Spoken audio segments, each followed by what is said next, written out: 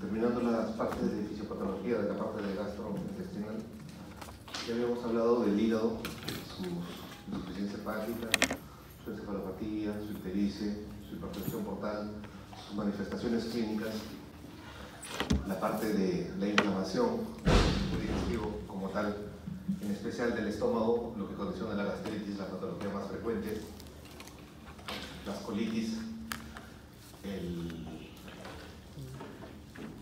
y ahora lo que vamos, en tu intestino en general, lo que hemos hablado de lo que es la inflamación, el sangrado, la perforación o la obstrucción, dependiendo la zona o la ubicación en cual se produzca esta alteración.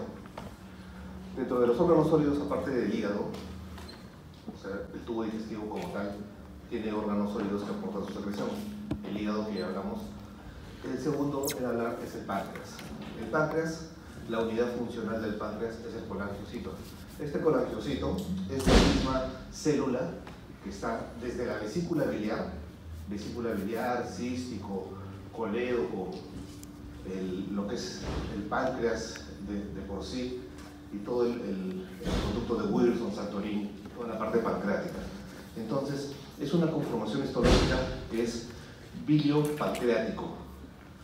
Algunos lo llaman colecisto bilio-pancreático a toda esta área, toda segmentación, dado que el colangiocito es unidad fundamental y las patologías, por ser el colangiocito la unidad fundamental, es similar en todo este segmento. Es tanto así que en las unidades de subespecialización se dividen en esófago-estómago, un segmento, y el bilio digestivo pancreático, otro segmento. O sea, hay subespecialistas que se dedican solamente a esófago-estómago, hay otros que se dedican solamente a vías biliares y páncreas, y hay otros que se dedican exclusivamente a colon y recto. Dado por la unidad funcional y porque es una entidad totalmente diferente.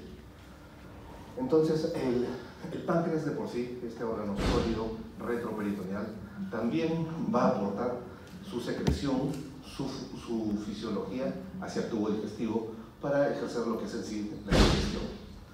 No solamente el páncreas, creemos que el páncreas a través del Wilson, ¿no?, va a desembocar el Santorini en algún porcentaje, se va a unir al colédoco que viene de la vesícula biliar. Entonces, esta vesícula biliar que la tenemos debajo del hígado, en los segmentos 4 o 5 hueca, que tiene en su pared al colangiocito de por sí, es la que va a ir acumulando la bilis que es producida por el hígado.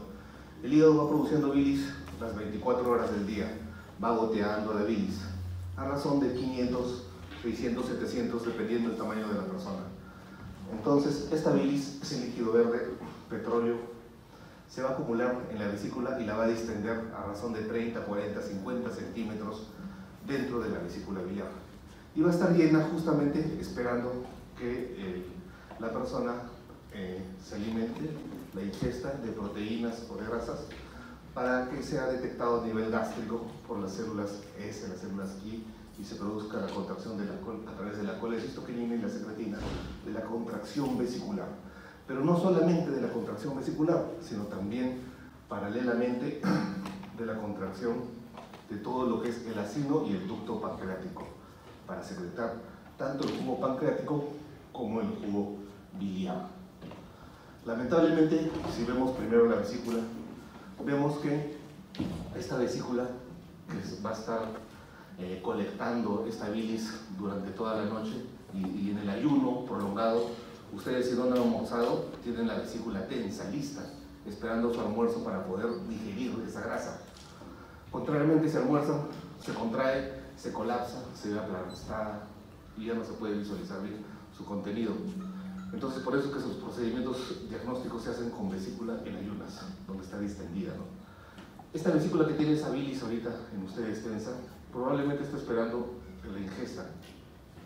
En algunos casos por factores familiares, factores genéticos, en las cuales esta bilis es muy densa, muy concentrada, lo que se denomina una bilis litogénica, alta en colesterol y en bilirrubinas, hormona progesterona en los múltiples embarazos, el factor de sexo en mujeres, condiciona, y la alimentación rica en grasas, estos factores, condiciona que esta bilis, que normalmente es líquida, acuosa, se vuelva un líquido espeso, a razón de un barro, lo que a veces describen como un barro biliar. Lamentablemente, si la dieta sigue igual, si las condiciones familiares, genéticas, eso no puede cambiar, ¿no?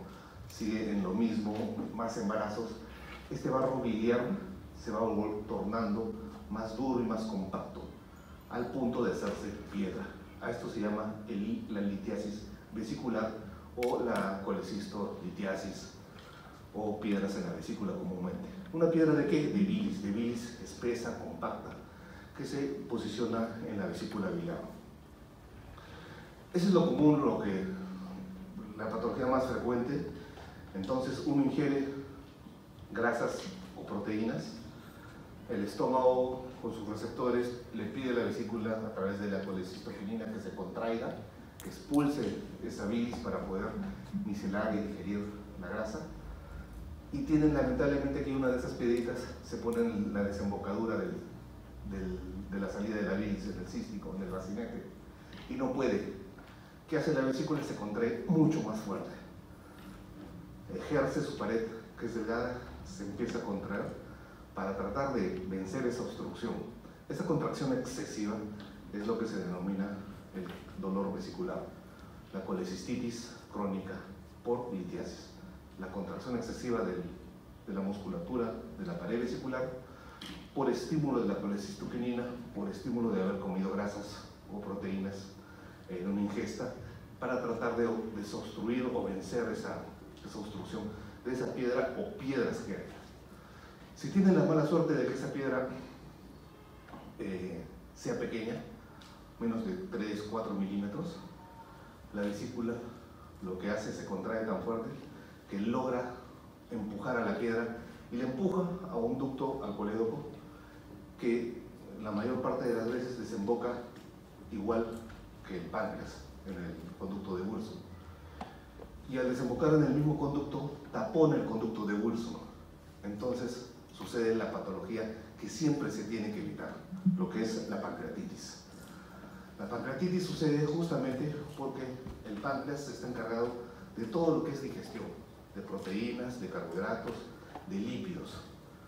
Su producción es netamente enzimática, por un lado para la digestión, y por otro lado bicarbonato y líquido para contrarrestar el vaciamiento gástrico ácido, toda esa acidez que viene del estómago. Lamentablemente, estas enzimas que se producen de manera inactiva, al estar taponadas por este cálculo que ha pasado de la vía biliar, ya no se empiezan a secretar de manera inactiva, sino se empiezan a activar dentro del páncreas y condiciona esta pancreatitis. Entonces, al estar activas estas enzimas dentro del páncreas, se produce una autodigestión del mismo páncreas. Estas enzimas localmente empiezan a activarse a través de la conversión de tripsinógeno en tripsina en las mismas células acinales.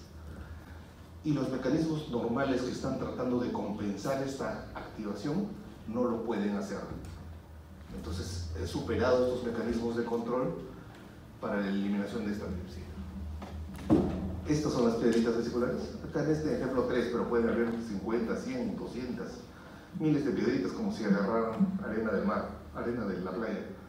Se pasa una piedrita, condiciona la obstrucción del Wilson, fuera de que por aquí hace una dilatación del colédoco que te causa ictericia, poshepática con bilirrubina directa elevada y todo el trastorno de colangitis, etcétera, que puede producir.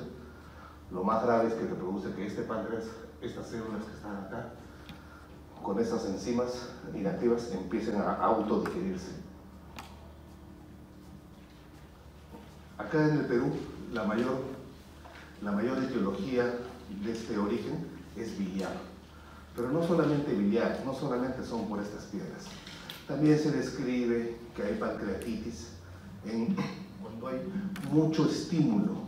Esos pacientes que van normalmente a buffets de bastantes carnes, grasas, alcohol, tienden a un porcentaje a hacer pancreatitis.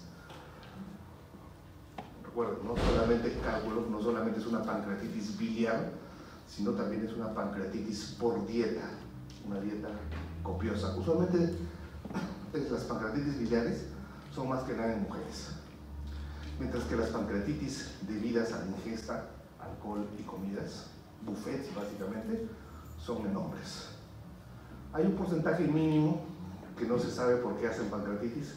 Se describe que pueden ser piedritas chiquititas, harinitas que se pasan, causan la colangitis, la pancreatitis, pero como son tan chiquitas también, a nivel del esfínter de Oddi, el mismo colédoco y Wilson al aumentar la presión, logran pasarlas y se eliminan por la vía digestiva, ¿no?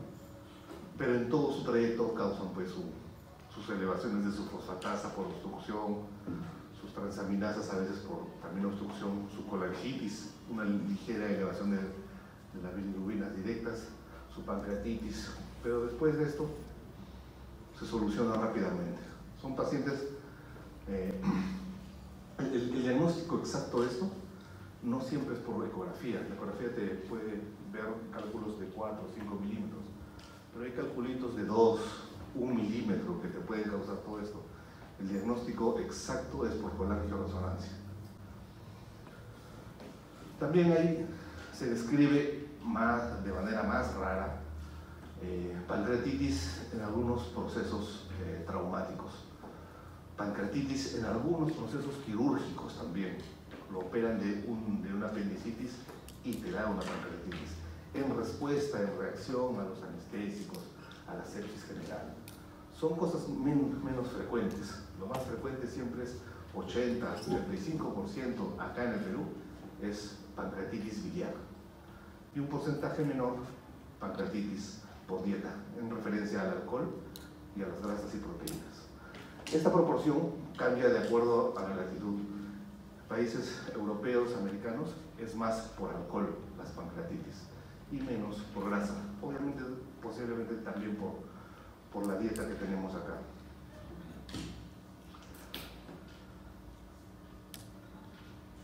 El páncreas tiene varios mecanismos para tratar de defenderse, tratar de autolimitar, ya que estas enzimas, las enzimas que digieren tanto las proteínas, los lípidos, los carbohidratos, son tan poderosas, tan fuertes, que tienen de por sí inhibidores.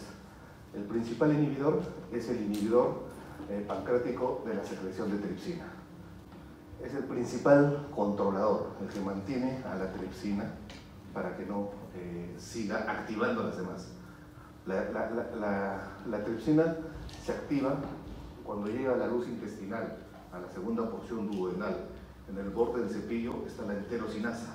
Esta enterocinasa va a activar al tripsinógeno en tripsina. Esta enterocinasa, pero que está en la luz intestinal, es la que normalmente la activa. Acá no se activa por esa enterocinasa, acá se activan de por sí, por estar obstruidas. Y esta tripsina a la vez activa al resto a manera de cascada, ¿no? Por eso es que existe un inhibidor de esta tripsina. Ahora, no es el único, también existen otros inhibidores, como la enzima I, la mesotripsina, y la misma tripsina en grandes cantidades tiende a ser un inhibidor. También tenemos las antiproteasas pancreáticas, alfa-1 antitripsina y alfa-2 macroglobulina. En un lado, acá en todo el lado izquierdo, en toda la columna izquierda, la enzima de por sí, acá el simógeno, la forma inactiva y cómo se va a activar, y acá quién lo activa. La que empieza todo, la más importante de por sí, es la tripsina, ¿no? Que es activada, el tripsinógeno que es activada por la enterocinasa a nivel del borde del cepillo. ¿Y qué cosa hace esta tripsina? Destruye los enlaces peptídicos internos. O sea, empieza la digestión en sí. Y esta tripsina va a activar al resto de todas. Esta tripsina activa al resto de manera de cascada. La activación de esta tripsina cataliza la conversión de proenzimas, tripsinógeno, precursores de elastasa, fosfolipasa, a enzimas activas. O sea, es decir, activar a todos. Activa el sistema de complemento y de las iminas y estas enzimas lamentablemente empiezan a autodigerir al páncreas. Entonces el páncreas, que normalmente es un páncreas retroperitoneal de 120, 150 gramos, rosadito, de consistencia firme, empieza a edematizarse, empieza a inflamarse. Este edema, inflamación local, produce necrosis local, pero se producen calcificaciones a través de esta necrosis con secuestro de calcio. Estas necrosis llegan a un punto en que forman abscesos en toda la superficie pancreática. Produce una barrera, una ruptura de la barrera paracelular, tanto de las células acinares como de las células ductales. En sí, una catástrofe a nivel pancreático. El páncreas se empieza a digerir. Se empieza a digerir, es un páncreas que uno al examen, a la laparotomía, lo encuentra totalmente friable, es una mantequilla, digerido en toda su consistencia. Estas enzimas van a producir daño en el endotelio vascular, intersticio, entre las células acinares y las células ductales. Alteran toda la microcirculación. Hay una vasoconstricción, una estasis capilar, disminución de la saturación de oxígeno y una isquemia progresiva de inicio local que se hace sistémico.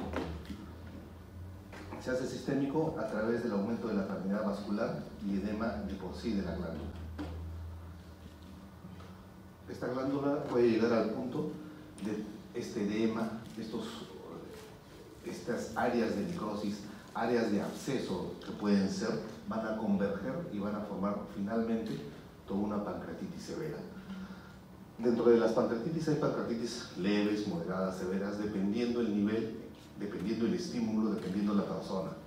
Obviamente, si estamos hablando que el origen de esto es que estas enzimas que son producidas y se van al tubo digestivo de manera inactiva, se activan acá y se está digiriendo acá, hay que cortar pues la etiología, es decir, hay que desobstruir la papila. Si el origen ha sido la piedra que ha obstruido la desembocadura del Wilson, hay que desobstruir la desembocadura para que esta bilis, este jugo pancreático salga y no se empiece a digerir acá. Hay que disminuir el estímulo, es decir, a estos pacientes no se les da nada de comer. La principal indicación es ningún tipo de ingesta, porque todo lo que coma, proteínas, grasas, carbohidratos, va a requerir algún tipo de enzima pancreática y va a estimularla que se produzca. Al no comer se corta ese estímulo y hay que controlar de por sí todos los procesos sistémicos que empiezan a haber. Hay que controlar al sistema del complemento. Los granulocitos, macrófagos van a liberar todas estas enzimas proinflamatorias. Factor de necrosis tumoral, interleuquinas 1, 6, 8. Se inician los metabolismos del ácido araquidónico, más enzimas proteolíticas, lipolíticas y metabolitos reactivos del oxígeno. Todo este proceso de cascada de inflamación se tiene que controlar y mantener. Al haber esto, ocurre muchas veces una inflamación local. Es esa edema, inflamación, absceso, colección pancreático, condiciona inflamación local. Esta inflamación se produce por una translocación bacteriana debido también pues, a una isquemia del edema. El edema causa aumento de la presión, no llega bien la sangre, aprieta el vaso por este aumento de la presión por el edema y no irriga bien y causa isquemia y necrosis. Lamentablemente, cuando las pancreatitis de edema, inflamación, flemón, absceso y necrosis, cuando llegan a la necrosis, se tiene que necesariamente resecar ese tejido necrótico porque es un foco séptico. Y la mortalidad de estos pacientes con estos focos sépticos es del 10 al 15%. O sea, de 10 pacientes, 1 o 2 llegan a fallecer por pancreatitis. Por eso es la importancia. Se produce una trombosis microvascular que condiciona muchas veces un distrés respiratorio severo, derrames pleurales, insuficiencia renal por toda esta sepsis de infección, hipovolemia e hipotensión. Estas son las complicaciones más severas de lo que es en sí la pancreatitis. La idea fundamental es de tratar de identificar de inicio para que una pancreatitis inicial leve no vaya progresando a una pancreatitis severa, ¿no?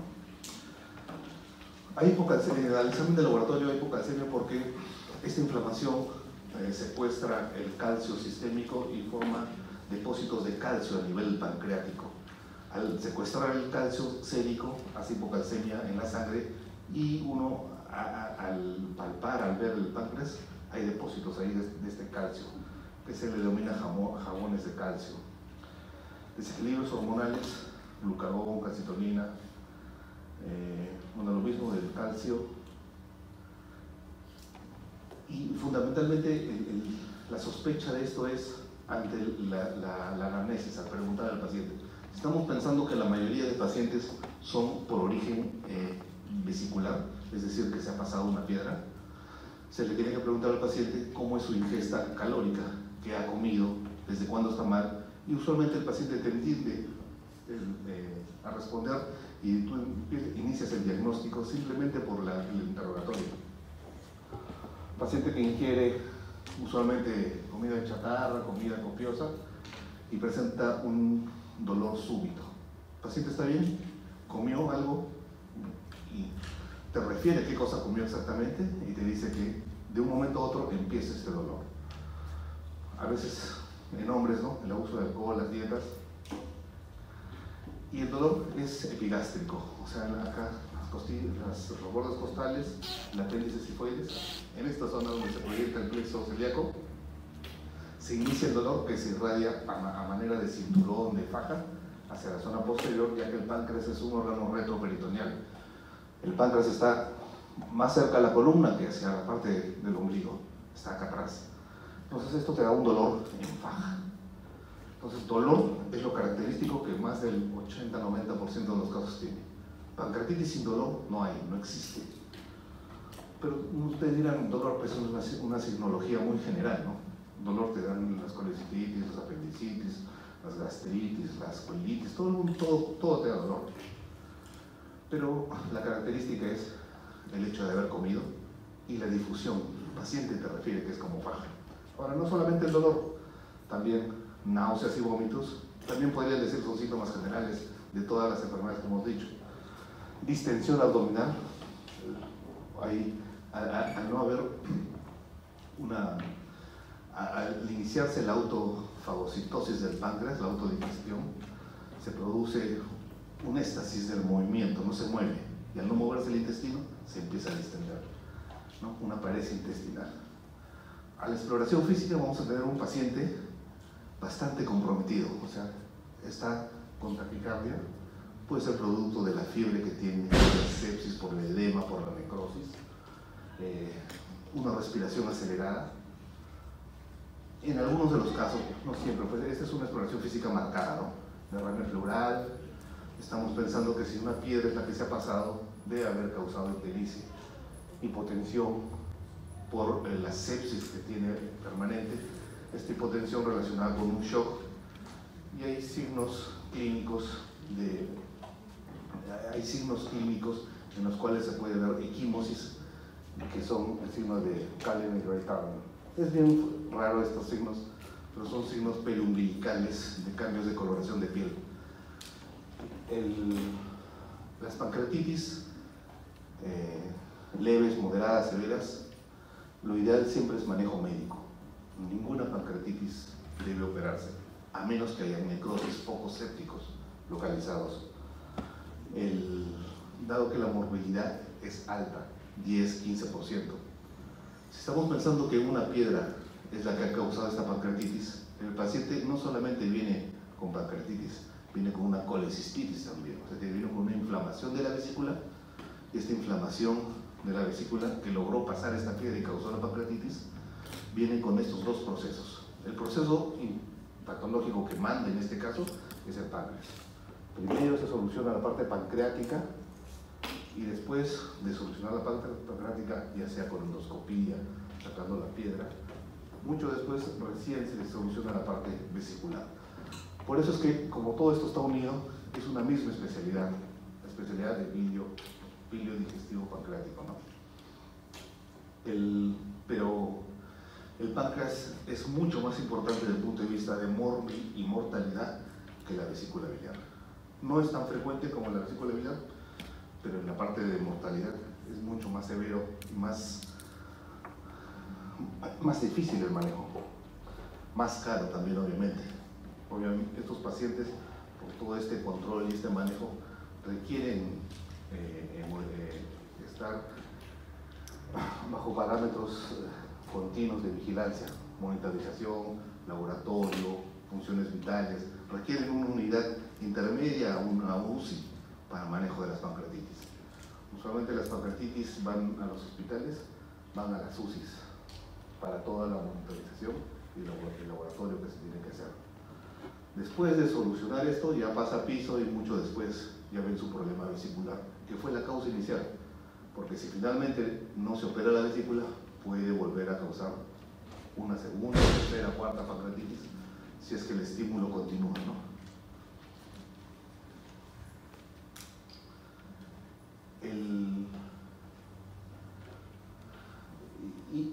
Vesícula, páncreas, vía biliar, es una parte muy importante por lo que conversamos. La otra parte, que también ya es otra subespecialidad, es la parte de colorectal. Colorectal, más que nada la parte rectal de la fisiología defecatoria. Vamos a nombrar al síndrome de intestino irritable. Intestino, no específicamente colon, intestino, o sea, intestino delgado, intestino grueso. Vamos a tener que no solamente es diarrea, sino también es diarrea mezclado con estreñimiento, es decir, una mal función de la evacuación. Mezclar diarrea, mezclar estreñimiento, ambos asociados a distensión, a dolor de manera crónica. A eso se llama síndrome de intestino irritable. Es un síndrome que abarca muchas patologías y muchos diagnósticos se meten en este saco de este síndrome. Tiene que ver la motilidad, es decir, el movimiento desde el origen intestinal del enterocito, ya que ahora vamos a hablar ya no del colangiocito, sino del enterocito, la unidad funcional del intestino delgado del colon. Este enterocito, por alguna razón, se hiperactiva, es decir, es más excitable, es más estimulable ante las respuestas intestinales. Este aumento de la excitabilidad, de la hiperactividad, aumenta las frecuencias de las contracciones desde el esófago hasta la unidad defecatoria. Ustedes recuerdan que de la segunda fase devolutoria, que es la que no controlan nada del movimiento intestinal hasta la defecación. Entonces, esta hiperreactividad, esta hiperexcitabilidad del enterocito está alterado y condiciona este aumento en la motilidad gracias a estas contracciones. No solamente del enterocito, también afecta de alguna manera al colangiocito, afecta la actividad de la vesícula biliar. Paralelamente, no solo se enfoca en el tubo digestivo, sino muchas veces se asocia fuera del tubo digestivo. Hay alteraciones a nivel de la urodinamia, evacuatoria urinaria, aumento de la sensibilidad del músculo liso bronquial, espasmos bronquiales, asma. O sea, estamos pensando en un paciente ya que sufre mucho de distensión, diarreas, estreñimientos, que les da espasmo bronquial, está con broncoespasmo, se imaginan, está a veces con sus inhaladores, está con alteraciones urodinámicas, van al baño. Ustedes están imaginando a alguien que va al baño constantemente, tiene espasmos bronquiales, va con diarrea, está con estreñimiento. O sea, una persona psicológicamente sensible, que cualquier estímulo da una hiperreacción y reacciona así. Su estómago, su colon reacciona así, en este caso. Su actividad bronquial, su reacción bronquial reacciona así ante el estrés. Su parte urodinámica reacciona así ante el estrés. Algunos reaccionan, la piel reacciona así ante el estrés. Y cada órgano no es independiente de sí mismo, de ustedes. Cada órgano va a responder ante el estrés de diversas maneras. Solamente hay que identificarlo, cada uno puede identificarlo. La próxima semana de exámenes, cada uno reacciona diferente ante estrés. Algunos le da colon irritable, otro le da ganas de esas reacciones urinarias de ir al baño cada rato, a otro le va a dar ese broncoespasmo, les da tos, otro le da manchas en la piel. O sea, cada uno va a reaccionar de manera diferente ante el estímulo. Hay una reactividad vasomotora incrementada, y ahí hay una hipersensibilidad visceral. Es decir, el enterocito también está hipersensible, lo mismo que habíamos dicho. ¿Hipersensible a qué? A que en la luz intestinal el pasaje en sí del bolo alimenticio, de las formaciones de la materia fecal, va a causar una distensión que va a excitar más a este enterocito y altera el movimiento. Lo altera tanto en aceleramiento como en desaceleramiento, o sea, a diarrea o estreñimiento. En diarreas el tránsito obviamente es más veloz. Como hay mayor movimiento, no le da tiempo al enterocito para absorber el agua del colon, entonces es más veloz. En estreñimiento el tránsito es más lento. Como no se mueve, el contenido intraluminal se queda mucho tiempo en una zona, el enterocito le quita el agua, entonces lo absorbe, lo deja más compacto y causa finalmente el estreñimiento. La distensión está asociada pues obviamente al estreñimiento, ¿no? Al no haber buen movimiento, se estimula esa impactación de la materia fecal y condiciona una distensión asociada. Hay un vaciamiento lento del ilion y evacuación de la válvula iliocecal. El dolor, puede existir dolor, ya que se impacta, se seca el contenido intraluminal, el enterocito le quita el agua, lo seca y lo impacta tanto, de tal manera que hay una tensión intraluminal. Y esa tensión hace que compriman los vasitos que llegan ahí y causa una isquemia transitoria. Esta isquemia, por esta compactación fecal, condiciona dolor transitorio. Un dolor que se soluciona, ¿no? No es un dolor que conduzca a una necrosis. Ahora, muchas veces este dolor se puede intensificar con las emociones, es decir, con el pánico, el temor, la alegría, la tristeza, va a variar este movimiento. Muchas veces se dice que esta inflamación que se produce a nivel del intestino ilio fundamentalmente, es intestino delgado, ¿no? Pero fundamentalmente ilio y colon, se asemeja a lo que es la colitis ulcerosa, en la cual encuentran liberación de citocinas en estos tejidos inflamatorios a las biopsias, es decir, se ingresa con colonoscopía, se ven estas áreas de inflamación, se toman biopsias y encuentran esos procesos inflamatorios con liberación de citocinas en esa zona, ¿no? En las biopsias se nota que hay estas terminaciones nerviosas con procesos inflamatorios y todo esto va a aumentar la sensibilidad y la reactividad.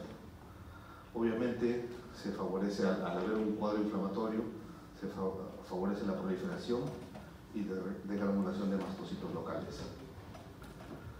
Hay una hipersensibilidad alérgica tipo 1, isquemia, infección a algunos alimentos y va a ser estimulado por algunos estímulos psíquicos.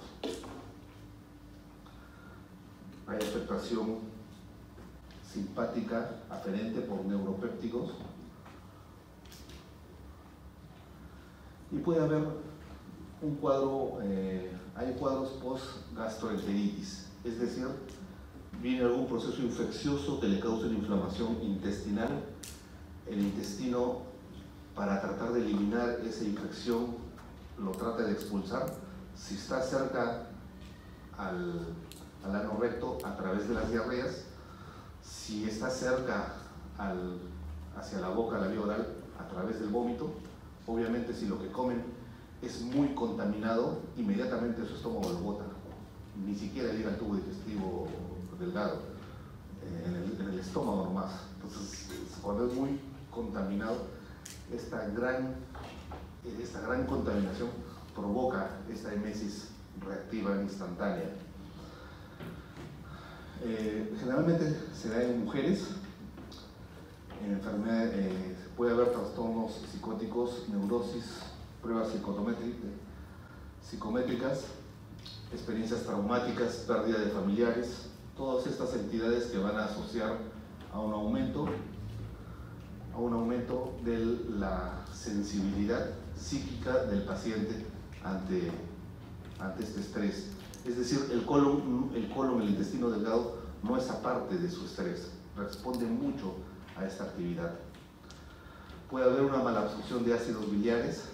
Estos ácidos biliares normalmente se reabsorben en el hilo terminal y al no poder absorberse de manera adecuada, produce una reacción inflamatoria que da una diarrea, una urgencia defecatoria por inflamación, al no poder procesar estos ácidos biliares. Muchas veces para tratar de ayudar a esto le dan la colesteramina para bloquear a estos ácidos biliares y no hay esta urgencia defecatoria. Esto es porque se ha inflamado pues el hilo terminal.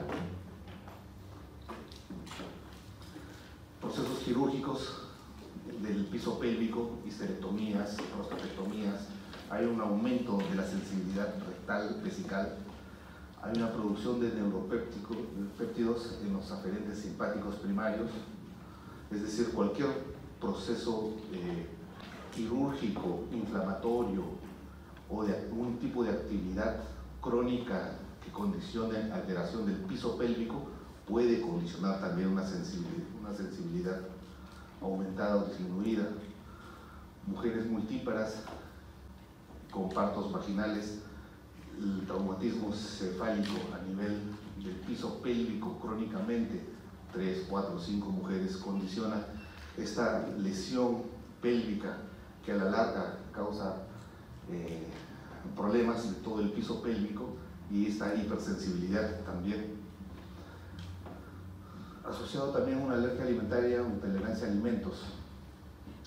2/3 de los pacientes con el síndrome de intestino irritable tienen esta asociación, es decir, algunos alimentos identificados ya por las personas tienden a causar aversión y causan este estreñimiento o esta diarrea en este paciente, ¿no?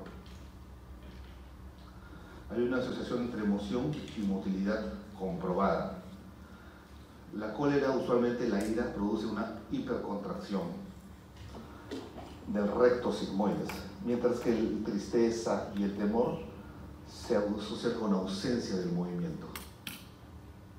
La ansiedad, el estrés lo asocian con un tránsito acelerado y obviamente asociado a lo que es diarrea, ¿no? Aumento de la frecuencia intestinal. Y la depresión con un tránsito retardado asociado pues a un estreñimiento. El estreñimiento siempre con un tono vagal bajo y la diarrea con una actividad mayor simpática. En el sueño también se ve alteraciones de este síndrome de intestino irritable cuando tienen un estado mayor de excitación REM. El estrés agudo causa una activación del sistema nervioso simpático, bueno, lo he dicho. Pacientes que usualmente tienen fallecimientos de algún tipo de familiar, es lo más frecuente, que son personas vulnerables, tienen deficiencias de su estado emocional, dependen de familias, amistades, etc. Pérdida de algún tipo de familiar, son el inicio de este síndrome de intestino irritable.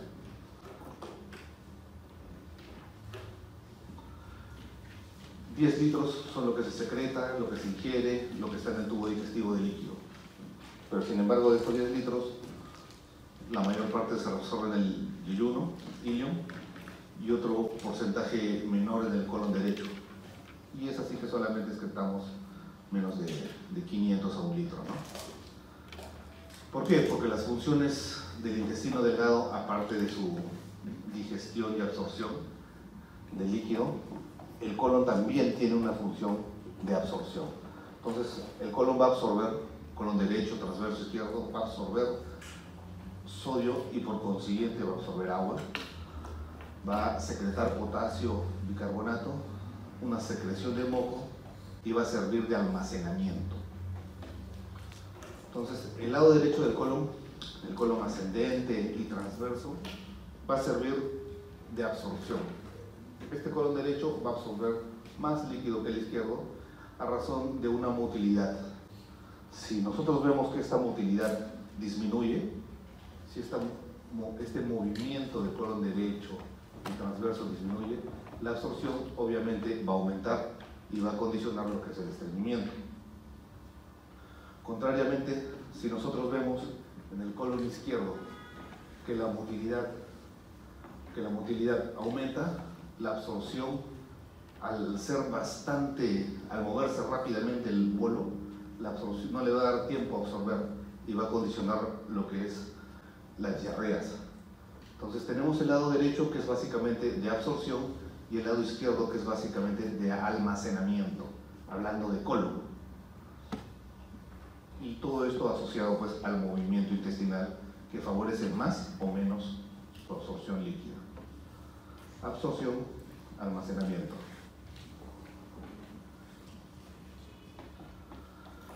Los movimientos del colon, recuerdan los movimientos de mezcla a través de las austras, los movimientos de propulsión a través de las tenias, que va a condicionar el peristaltismo, y los movimientos en masa, esos movimientos segmentarios de 20-30 centímetros.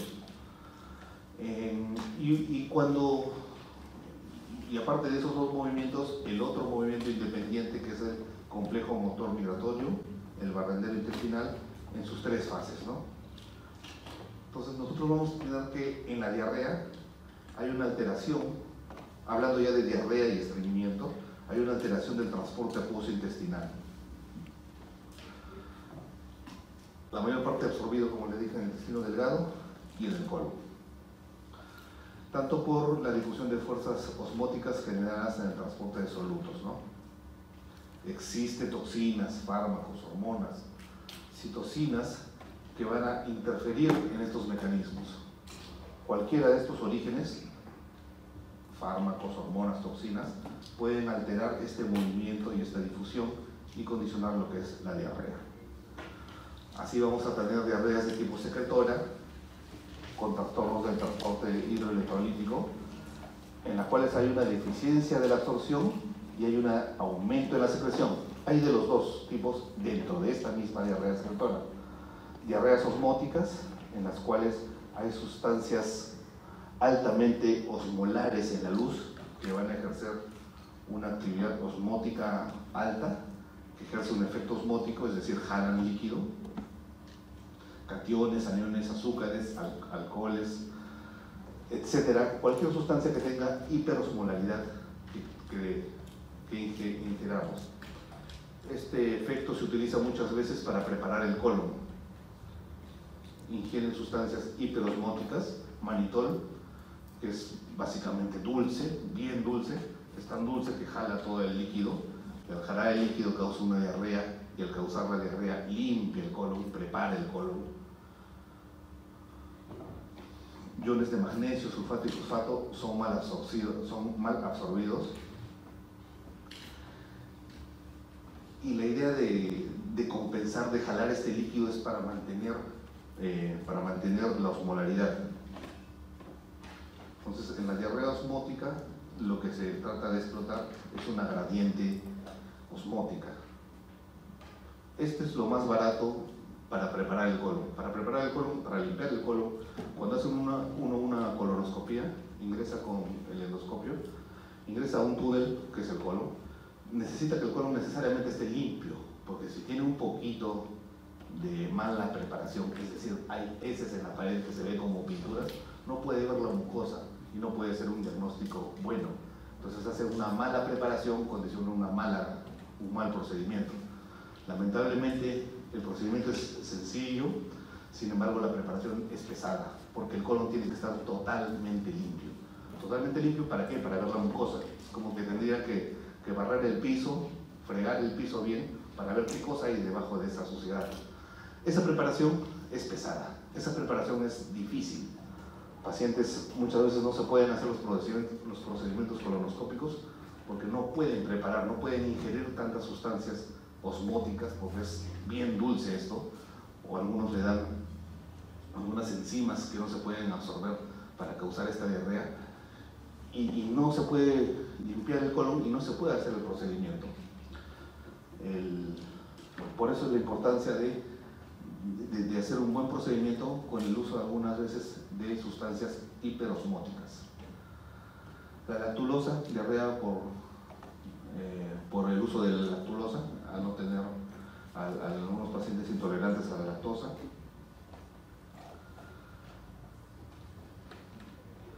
Hay aumento de la secreción neta de cloro, bicarbonato, de inhibición de absorción neta de sodio y por consiguiente pues la diarrea.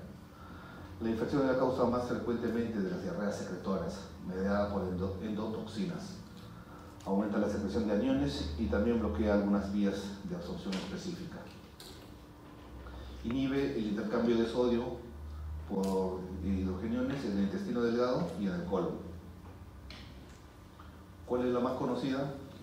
La diarrea de cloro, la cloridorrea congénita, alteración en el intercambio de cloro y bicarbonato en el ilion y el colon.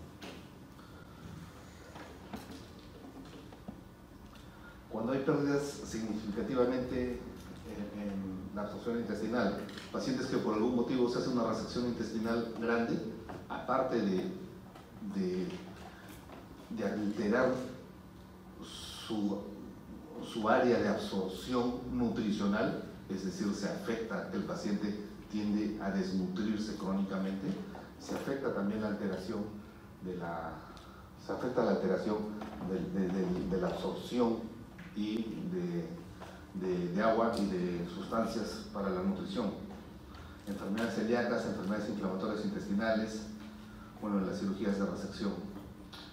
Y estas cirugías de resección son en parte las que se utilizan para las enfermedades metabólicas de obesidad.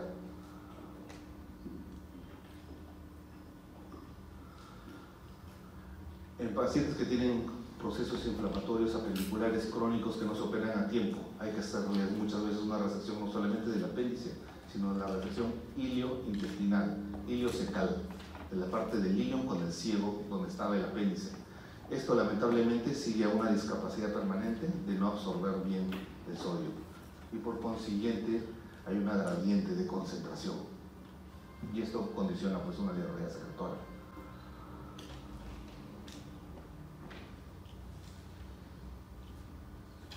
Lo mismo, bueno, esta parte es de diarreas. Hay diarreas diferentes, diarreas típicas, las diarreas del cólera, en la cual hay un aumento del AMP cíclico con apertura de los canales de cloro.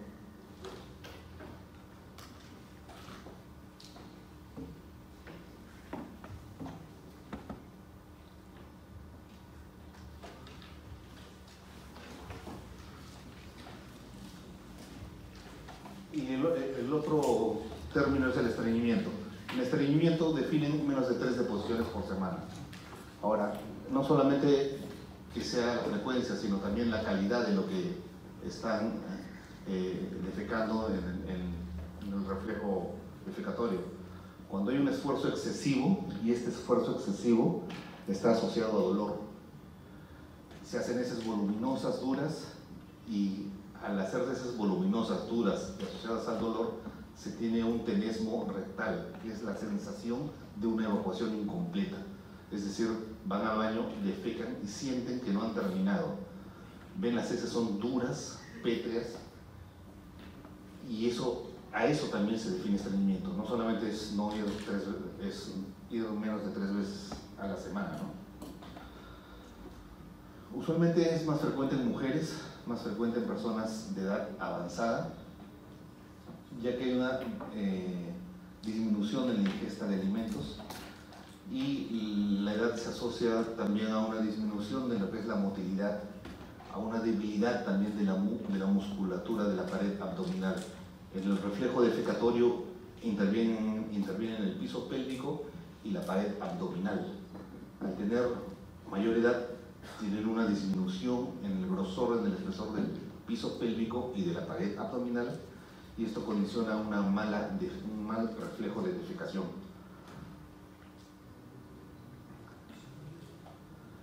Este estreñimiento se da más en personas inactivas, más en personas postradas, en personas que reciben analgésicos crónicamente, enfermedades traumatológicas, enfermedades oncológicas, enfermedades reumatológicas. Este tipo de pacientes que tienen alguna de estas enfermedades siempre tiende a estreñirse. En general, el estreñimiento es una de las patologías más frecuentes que existe y se va a ir viendo más a medida que el paciente tiene mayor edad, porque se van presentando otras cosas asociadas. La ingesta insuficiente de fibra es el origen inicial en los pacientes jóvenes, ¿no? Pacientes jóvenes usualmente que no ingieren una buena cantidad de fibra, la fibra no se absorbe a nivel del tubo digestivo. Al no absorberse en el tubo digestivo, confiere un aumento en el volumen en la materia fecal. Este aumento de volumen hace que las deposiciones sean más suaves. Por eso a los pacientes se les recomienda siempre ingerir algún tipo de fibra. La fibra que usualmente se recomienda es la harina de linaza. Harina de linaza que no da aporte calórico, lo ingieren 2 a 3 cucharadas diarias, son cosas naturales, ¿no?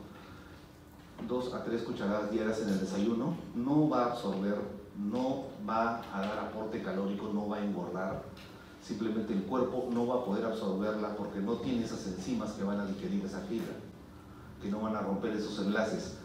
Al no digerirla, simplemente van a formar el bolo fecal en mayor volumen y va a ser unas deposiciones en mayor volumen, más voluminosas, más suaves y blandas por el hecho de ser voluminosas y más hidratadas. Esto va a contrarrestar pues este proceso de estreñimiento, ¿no? Usualmente el mecanismo siempre es, el tratamiento siempre es dar lo más natural posible, porque existen sustancias osmóticas que te van a jalar líquido, existen sustancias secretoras que van a hacer que secretes más líquido, que son medicamentos que sí van muy bien cuando uno los empieza a tomar, pero al dejar de tomar tiene un efecto de rebote, es decir, ibas muy bien hasta que dejaste de tomar eso y nuevamente regresas con el estreñimiento crónico. Por eso que se recomienda la ingesta de fibra para aumentar este volumen del bolo fecal, de la materia fecal. Obviamente la anatomía del sigma y del recto sigmoides debe ser adecuada para que dentro del contenido fecal haya una fermentación bacteriana. O sea, normalmente existe esta fermentación bacteriana gracias a la flora colónica que hay.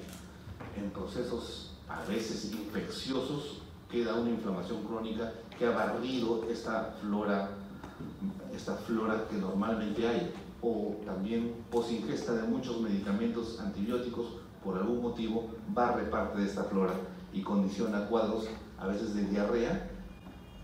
Después de la diarrea siempre viene el estreñimiento. Diarrea, estreñimiento, por no tener una flora adecuada a nivel colónico. Algunos, bueno, el aumento de fibra, col, manzana, dieta para aumentar el volumen, ¿no?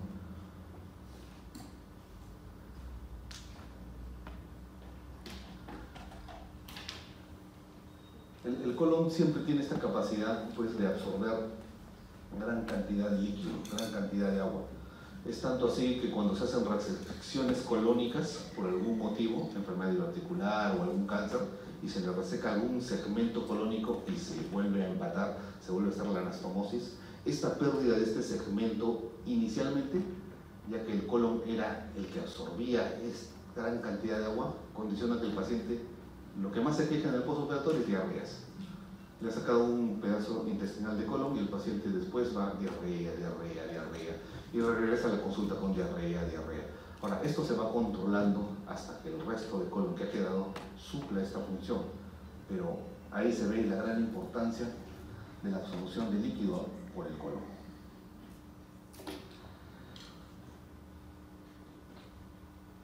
El estreñimiento está asociado también a una función motora del colon, la reducción de la frecuencia y duración de las ondas peristálticas de alta presión.